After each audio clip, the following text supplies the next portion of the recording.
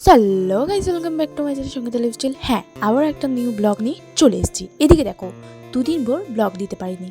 দেখো তো আকাশটা খুবই মেঘলা করেছে। এই মেঘলা ওয়েদারে কী রান্না করবো দাঁড়াও বলছি।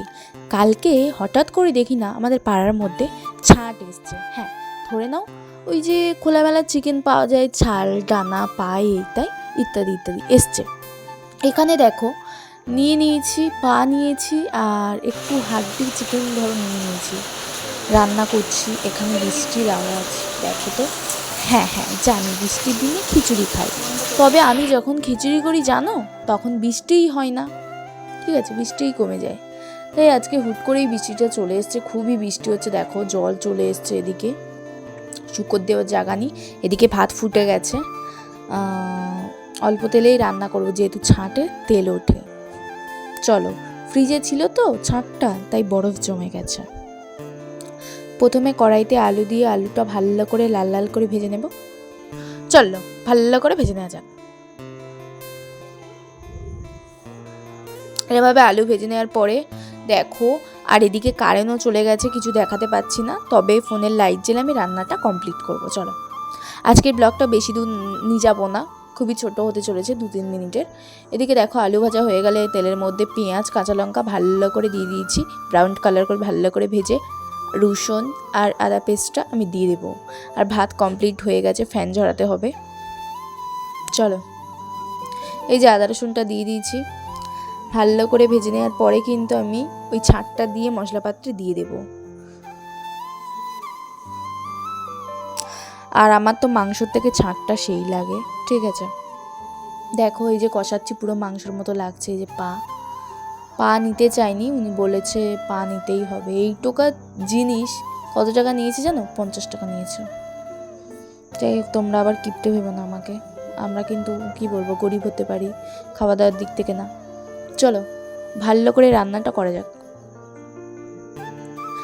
এদিকে কষাতে কষাতে কিছুক্ষণ কষিয়ে আলুটা দিয়ে আমি কষাবো, ঠিক আছে। চলো দেখো,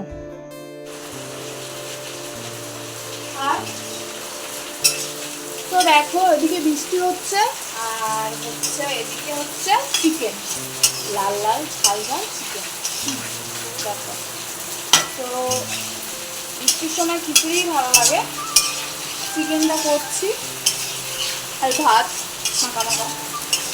চলো এটাই খাবো, তোমরা দেখতেই পাবে। কারেন্ট নেই, আমাকে দেখা রান্নাটা করি।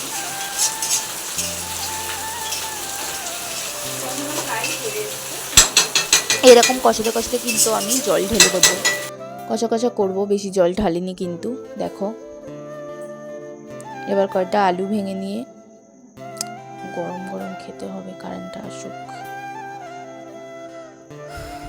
দেখো আহা কি দারুণ লাগছে, তাই না বলো? দেখো ভালো করে জল ঢেলে দিয়েছি, প্রায় হয়ে এসছে। এবার আমি গ্যাসটা কিন্তু অফ করে দেব, ঠিক আছে। দেখো তো গাইস, দেখো প্রায় হয়ে এসছে। চলো এবারে কিন্তু আমি খেতে অলরেডি বসে পড়েছি। এই যে আমাদের ভাত, আর আমার খাওয়া দাওয়া কমপ্লিট হয়ে গেছে, ঠিক আছে। বাই দ্য ওয়ে গাইস, দেখো এদিকে কিন্তু বিকালে আমি একটু ঝাঁটি বাটি নিয়েছি, আর ওই ওয়েদারটা মোটামুটি আছে, ঠিক আছে। দেখো বৃষ্টি একটু কমে গেছে, না যেন হয়, ভালো লাগছে না এরকম ওয়েদারে বৃষ্টি হলে। চলো আজকে ঘর মোছার ব্লগ কিছুই শেয়ার করিনি, ঘর মুছেছি তবে শেয়ার করিনি, পরের বার থেকে অবশ্যই শেয়ার করব যা করব। দেখো ওয়েদারটা ঠিক এইরকমই লেগেছে, ঠিক আছে। আর অনেক দিন ভিডিও করা হয়নি, শর্ট ভিডিও, তাই করে নিলাম দুটো। চলো, ক্যামেরাটা ঝাপসা হয়ে গেছিলো তাই একটু করলাম, মুছে নিলাম।